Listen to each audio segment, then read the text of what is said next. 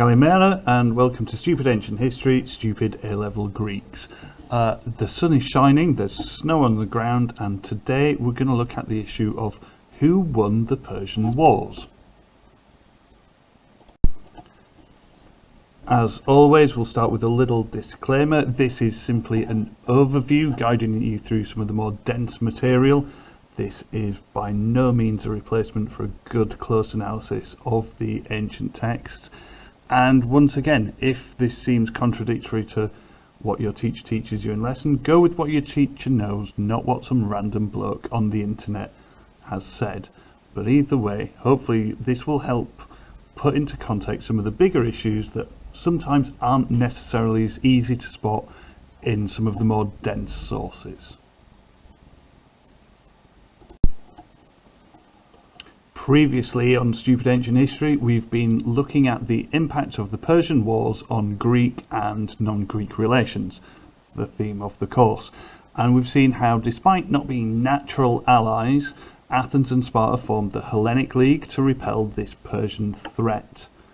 We've also looked at how the battles of Thermopylae, Artemisium, Salamis and Mycale not only demonstrate how the Greeks were able to repel Persia, but also it's laid bare some of these key issues that we've seen throughout about their relationships. How, despite the unified threat and the immediate issue of Xerxes, some of these issues about how they get on and who gets on haven't necessarily been ironed out.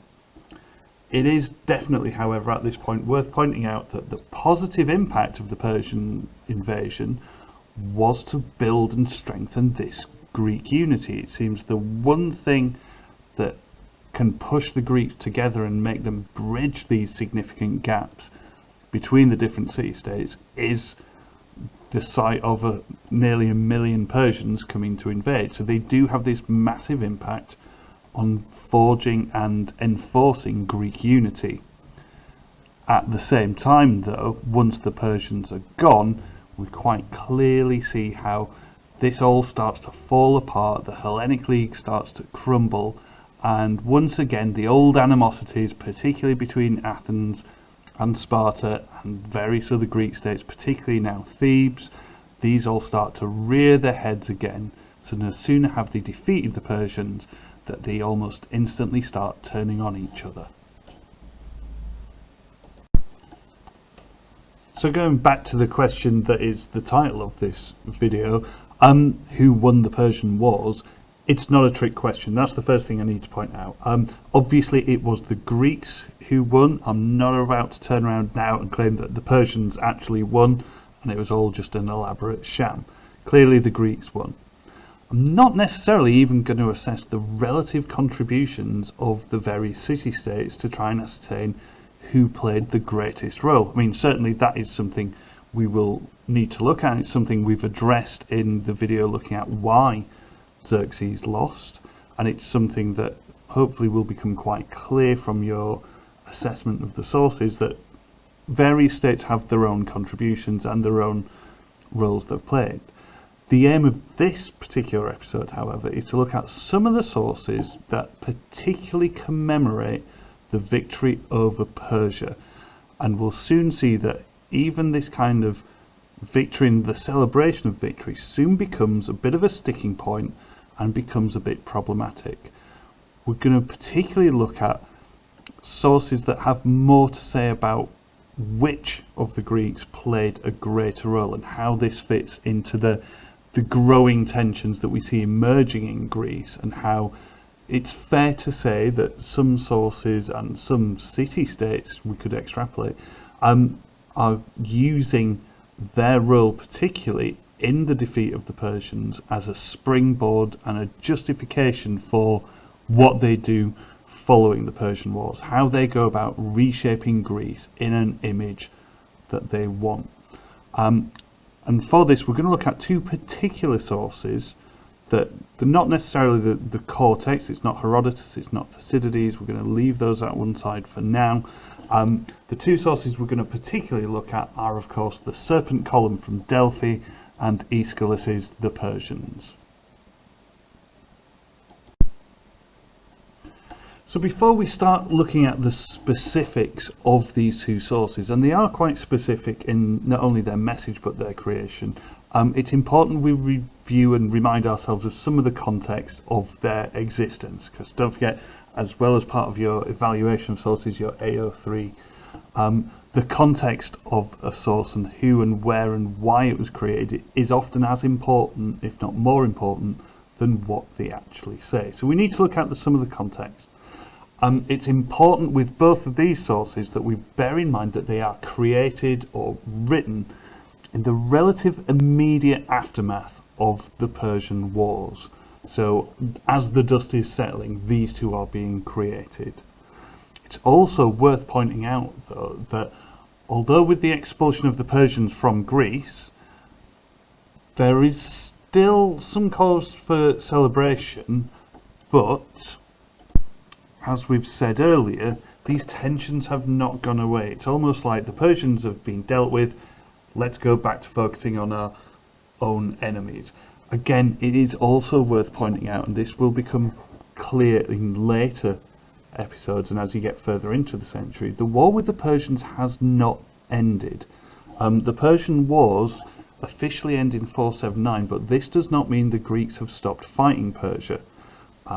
The Athenians, particularly in the Delian League and the Chiron, continue to protract their war against Xerxes, but not in Greece. So that's always bubbling away in the background, and it's really important we don't forget that, because some of the sources tend to just put that out of their mind. So while there is cause for celebration and everyone's happy that they're not being ruled now by Xerxes and the Persians, we see that the two rivals within Greece, Athens and Sparta, they soon set out down their own little paths of competition and rivalry, which ultimately is going to lead to the Peloponnesian Wars. These things, they get put on a back burner during the Persian Wars, but almost as soon as the Persians have become less of a threat, we're back to this vying for supremacy, this tension between the two states, or as what we now call the Thucydides trap, this slow rumbling towards eventual conflict. And it's important that both these sources are created in this age of increasing rivalry, and it seems like they have different views on what should happen with this rivalry and how this rivalry should be dealt with, and hopefully you'll see that they can be seen as quite stark. Again, a bit of a disclaimer, this is obviously kind of a secondary reading of these sources. We obviously don't know the actual intentions, particularly of the sculptors who worked on the Serpent Column. What we are doing, we are inferring in a historical context from significantly after the event. We have no first-hand testimonial to say this was what it was for. So it makes sense to start with the Serpent Column. It makes sense to start with this one because this seems as it was, if you will, the official commemoration of the Persian Wars, but also chronologically this is the first to be created. So on the screen hopefully you can see some images of the Serpent Column. The Serpent Column was a bronze brazier supported by 3 intertwined serpents. This large celebratory column. This is the reconstruction you can see on screen. It's currently in Istanbul. It was taken by the Ottomans to be part of their decoration of Constantinople. But originally this was the commemoration, the kind of monument to particularly the Battle of Plataea, but then becomes the kind of commemoration for the Greek victory over the Persians during the Persian Wars. There's a lovely line describing it in Diodorus's history, where he says, "This is the gift the saviours of far-flung Hellas upraised here, having delivered their states from loathsome slavery's bonds." So again, it is more an offering of thanks to the gods for the Greek victory. This very aware statement of they were very lucky to have repelled such a significant invasion force, and as good religious Greeks they are making their suitable offerings to the gods. Now this was obviously a very important political statement, and it seems one of the things that's key here is the idea of neutrality, not picking sides necessarily. So the obvious place to put the Serpent Column was at Delphi, near the Temple of Apollo in Delphi, and one of the pictures you can see is the original plinth. This is where it would have been placed in situ in Delphi. The plinth is still there as part of the archaeological remains, and we know from contemporary accounts this is where it proudly sat for some time. Again, the location of Delphi is really significant. Obviously it's the Temple of Apollo, and we can refer to the snakes that make up part of the brazier as being kind of an offering to Apollo, saying thank you for helping us win. We should also point out that the intertwining snakes are also more likely stylistic, designed to make sure the thing will stay upright. It needs to be able to support the weight. But again, Delphi we see is arguably a neutral state. Neither Sparta nor Athens or any of their allies have particular sway over Delphi. It's one of these sacred regions that they do not touch. So rather than being erected in Athens or in Sparta, this Serpent Column, this commemoration to the unified battle of Plataea, and again Plataea we see was one of these battles where both rival sides, Sparta and Athens, both fought on the battlefield, and arguably the best example of Hellenic cooperation. This is why it's placed at Delphi, and this is probably why it commemorates the Battle of Plataea particularly. Now if we take an even closer look at the column, and certainly the remnants what's left, what you will see, and what you'll see on the screen now, along the intertwining columns of the serpents that make the bulk of the column, we see some inscriptions. The inscriptions, or the outline of the inscriptions, you can see on one of the images. Now ultimately what these do is these act as a roll call of the forces that were in play at the Battle of Plataea, almost a commemoration of which city-state gave what to the final battle between the Greeks and Persians on Greek soil. So they go through the list state by state, city-state by city-state, with their various contributions. And again, this is useful for us because we can look at the relative forces mustered by each of the states. One problem we have with recording the Persian Wars is the Greek tendency to exaggerate not only Persian figures but also Greek figures. This is not just a Herodotus problem. We know how much Herodotus loves to glorify and make Greek victories seem grander by his inclusion of these significant amounts of Persians, but also arguably Thucydides underplays the role of certain participants in battles throughout his history, particularly if we look at the Battle of Mantinea.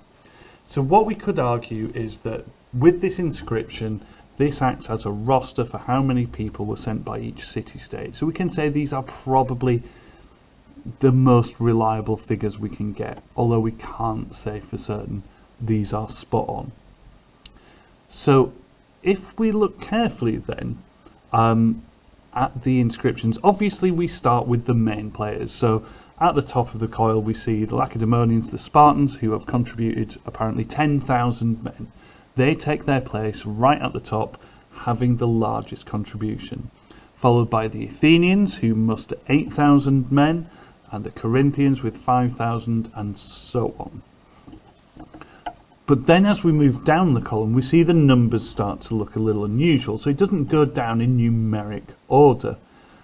What we start to see more and more is that there is, if nothing else, an inferred Peloponnesian emphasis on these figures, almost as if it's trying to exaggerate or play up the Peloponnesian contribution to the Battle of Plataea, certainly in terms of numbers, and the order in which the numbers are placed seems a little, it can seem a little unusual. I mean, there are different reasons why, but certainly some of the kind of numeric discrepancy we could probably see as being a nod in the direction of acknowledgement of the Peloponnesians.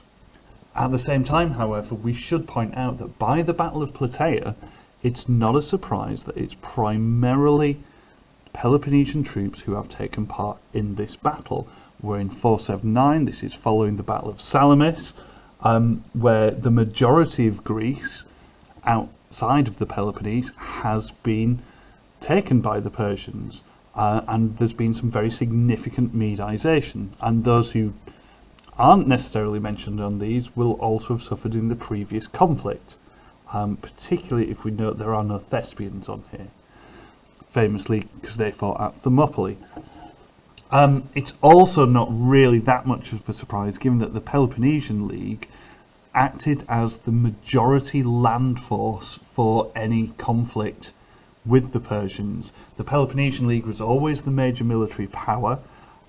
Given the leadership by Sparta, the emphasis was on infantry and ground troops, and we know from the Persian Wars that the Athenians, following the creation of the Hellenic League, decided to take the mantle of ramping up the naval side of that league. So this also explains why a lot of the Athenian and Athenian allies may well be missing, because we see a very distinct split in who took responsibility for what in any major form at this time. So given that context, it's not really a surprise that the majority of troops here are Peloponnesian. But again, if we look at it as an overall, what we can see is the Serpent Column commemorates the Hellenic victory, a unified victory over the Persians, but there's a distinctly Peloponnesian twist to it. Now, in contrast to the Serpent Column at Delphi, we need to look at our second source, and the second source we're looking at is the Persians by Aeschylus. Aeschylus is an Athenian playwright. He is a veteran of the Persian Wars. We're almost certain he fought or was involved in the Battle of Salamis. And with all of the things in studying this period, one question we've got to ask is, well, why on earth are we looking at a play as historical evidence? There's two reasons for this. One, we simply lack any other evidence. This is the problem with studying particularly certain areas of ancient history where the sources are limited. You find that much closer to zero you get and beyond, there are more sources. So Romans, lots of sources. Ancient Greece, we have a sparse few. But probably more important with Aeschylus, and this is something to bear in mind for later on in the course when you look at someone like Aristophanes and his plays. For these plays to have been popular and successful at the time, it's clear that they need to speak to a common understanding of events, of situations, and of the world to the audience at the time. So Aeschylus is a contemporary. The Persians was first performed in 472, so within effectively a stone's throw of the end of the Persian Wars. And for this to have been received so favourably, we can obviously suggest that the context, the setting, and the understanding of the events, the background in which these events are portrayed, had to make sense to an audience for it to become established. So it's almost like the background. With modern dramas, if we're watching a period drama of, I don't know, the Tudors, we would expect certain historical features to be accurate. We wouldn't expect Henry VIII to be flouncing around on a mobile phone. Similarly, if you to look at, and if you really have to, we'll just leave it at that. The film Pompeii, which arguably has a pretty disastrous storyline. However, we do know that the background, the setting of the city of Pompeii, was done with a high degree of archaeological input. So arguably the Pompeii that it is filmed in, computer generated as it is as close to historically accurate as we could get. And we can think the same way with the Persians. The context, the setting, the understanding of this has to be spot on in order for any narrative that's plopped in front of it to work. So this is quite important in that it is contemporary, but we do need to remember it's Athenian. So the premise ultimately of Aeschylus's Persians is that the play is set in the Persian court, and it's set in the moment just before Xerxes arrives back in Persia following his defeat in Greece. And as such, all the characters are of the Persian court. Xerxes is in it, Atossa, his mother, takes kind of a key role, and the narrative ultimately is the Persians worrying about the return of the king, Xerxes' return, and then your kind of typical Greek tragedy, wailing and bemoaning what they call the loss of Persian youth. So this it takes all the boxes for Greek tragedy. There's been great calamity, sons are dead, mothers are wailing, everyone is sad, and the great terrible loss has been felt. And it's dealing with that immediate loss. So it is deeply tragic from the Persians' point of view. However, though, it is possible, and certainly some bits lead itself more to this. Interestingly, the appearance of Darius from the dead and his quite scathing attack on Xerxes, we can see it's hard to not read it without this idea of a little degree of kind of Athenian triumphalism throughout. The main thrust obviously is, yes, there was the Persian Wars, and yes, there was a terrible loss of life on the Persians' part, but there's a little degree, I'm saying little because you can argue it's quite significant, there is a degree of Athenian triumphalism celebrating their achievements through the means of this play. So not necessarily suggesting Aeschylus's Persians is kind of a black comedy or it's dark humour, but throughout the text, and when you look through the text, it's really not that difficult to find. We can see there are some clear emphases in what he's written and how the Persian Wars are remembered. And there are some quite open and obvious omissions as well. So, for example, when the Persians returning from the war are talking about the events that have happened and effectively why they have lost, there is little or no reference to Sparta in this play. There's no reference to Thermopylae or no reference to Plataea. I mean, Thermopylae being, if we are to assume it had the same weight and impact and emphasis that it does in our kind of modern understanding of the Persian Wars, it seems very unusual that Thermopylae would not even have been mentioned. Certainly Herodotus gives it a huge amount of weight, so it seems unusual that Aeschylus doesn't even pass a glance at the Battle of Thermopylae. I think the nearest thing he gets is a reference to the Dorians, which is a kind of veiled reference to the southern Peloponnesians and Sparta. So it seems very, very unusual that that is missing. What's continually laced through the text, however, is this endless reference to the Persians being defeated by particularly the Athenians. So we get little references to they conquered Athens, they would conquer all of Greece. There are lots and lots of references to the shores of Salamis, and the Persians were undone on the shores of Salamis, the bodies at the bottom of the strait, or they call it the fields of Salamis. There's a continual reference to the Persians being beaten by the Athenians, always the Athenians, not even Athenians and their allies, the Athenians throughout. If you want specific references, I'm using the Penguin edition, so you're looking between the lines of 245 and 277, 581 to 618, 697 to 727. Within these passages, these are clear examples. These are three of the clearest examples of the Athenian victory over the Persians. And again, Athenian victory. Aeschylus is clearly planting his flag in the fact that it was the Athenians who won.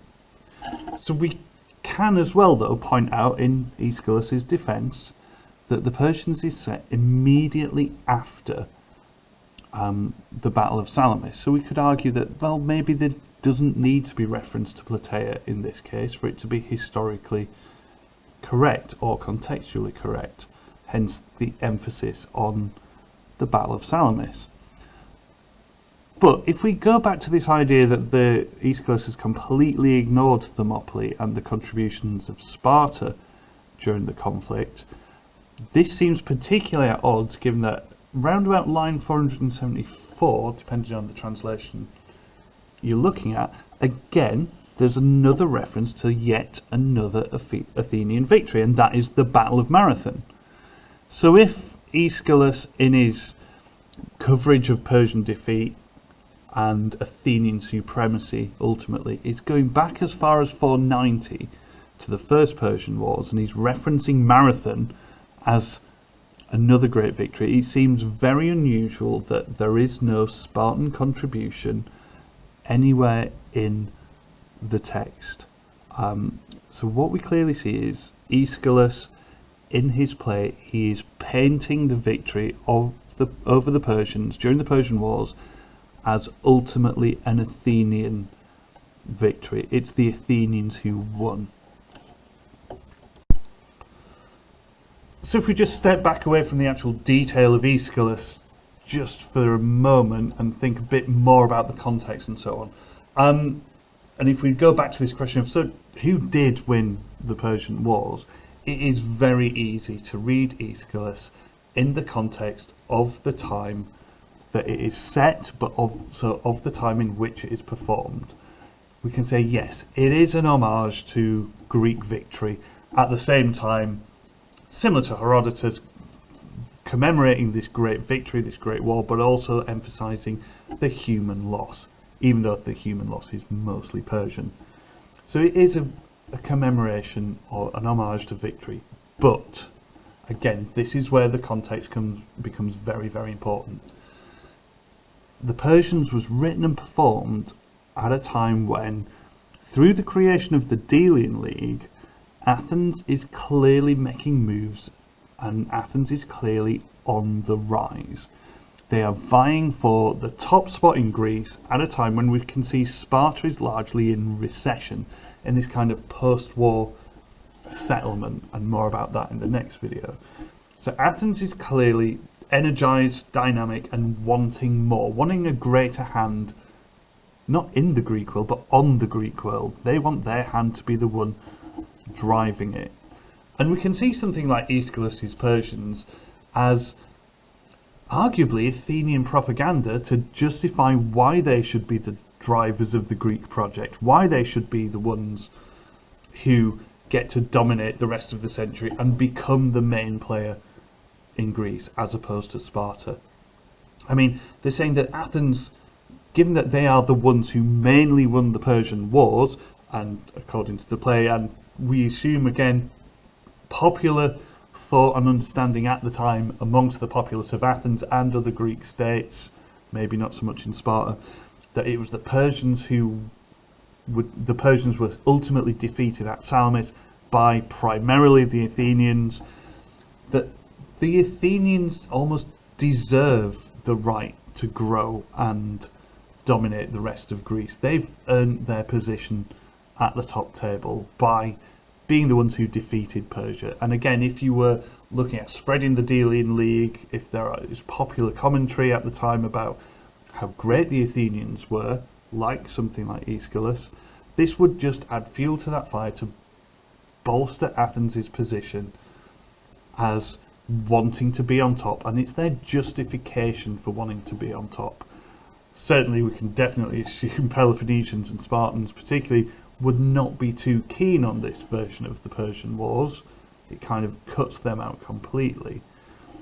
But when we bear this in mind and we look at what Aeschylus is saying, what he's not saying, or who he's missing out, and when he's saying it, we can easily see how something like this play fits into the wider tensions of the time, if not driving the tensions, but certainly as a reflection of the mood at the time. Again, the Athenians and their allies would be using this to justify their expansionist and quite aggressive growth. So just as a quick summary at the end, when it comes to the issue of who won the Persian Wars, like anything in this course, just saying the Greeks will not cut it, because hopefully, as you're already starting to realise, at this time there is no such thing as the Greeks. They are not a homogenous group. And even when it comes down to something as straightforward as who defeated the Persians, the answer is not as clear. On one hand, we have the Serpent Column at Delphi, which is pushing a more unified, if not slightly Peloponnesian emphasis, victory, particularly at Battle of Plataea. That is commemorating one battle as a kind of commemoration of the whole wars. It's more unified, it lists the numbers given, and like we've said, there is a bit of a Peloponnesian influence. On the other side, we've got Aeschylus, who clearly is a bit of a cheerleader for Athens' role in the Persian Wars. He's clearly putting forward the view that Salamis was the key battle. This is the point where the Persians lost. This was the point where Greece won. Very, very pro-Athenian stance. And anecdotally, a stance that sometimes, if you do go to Athens and you do get one of these Greek tour guides, who are generally lovely, in the past I've had a number of tour guides who've also claimed that Salamis was, to quote, the most important battle in history. So Salamis clearly has a lot of resonance with Athens throughout the century. So on one hand, Serpent Column suggests everyone was in it together, but more Peloponnesians. Aeschylus, it was the Athenians, always the Athenians, Salamis, Salamis, Salamis. And the whole point is that it's really illustrating the feeling at the time, the tensions at the time, that Athens particularly are desperate to vie for the top spot. The Thucydides trap is rolling ahead, it's heading towards tensions, and we see this very, very early on, even when it comes to remembering who won the Persian Wars. So there you have it, a quick look at two, shall we call them outlying sources, although prescribed sources, looking at how the Persian Wars were commemorated and trying to address the question of who won the Persian Wars. Thank you for listening. Hopefully this has been useful. As always, leave us a comment below, and until next time, goodbye.